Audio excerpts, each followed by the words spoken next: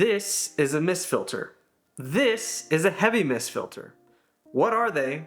What strength should you get? And is it even worth buying? Let's find out. So have you ever wondered how photographers and videographers get that soft, dreamy look to their photos and videos?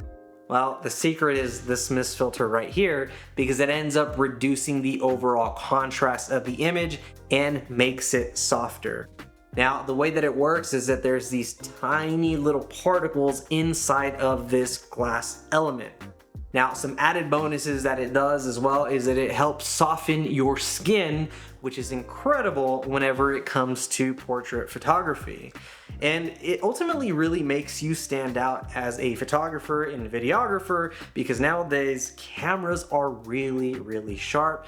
So this reducing the sharpness, and it also makes your highlights glow, is going to help make you stand out from the crowd. Now, one of the things I didn't tell you is that this video is actually being filmed right now with the mist filter attached to the camera lens itself. So I want you to pay attention to my phone. I'm gonna go ahead and turn this light on. See how that looks? Let's take that mist filter off. Okay, I had that on really tight. But this is the mist filter, here's the light, look at the difference. You see that? That's how you get that cinematic look. Personally, for me, I like the 1/4 strength because it's subtle, but enough to still give you that cinematic and glowy look to your photos.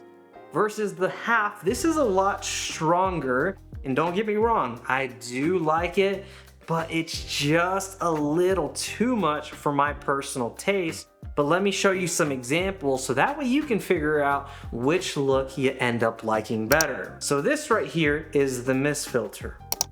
And this one right here is the heavy mist. So which one do you like better? Let me know. So are these filters worth buying?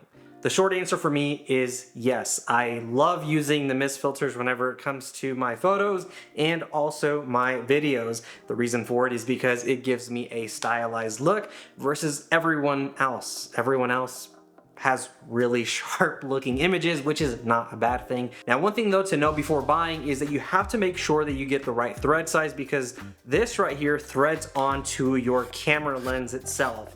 They do make some magnetic ones, but I don't see the point in buying those if I have these already. But your lens itself will tell you what thread size you need to buy, so make sure you buy the right one.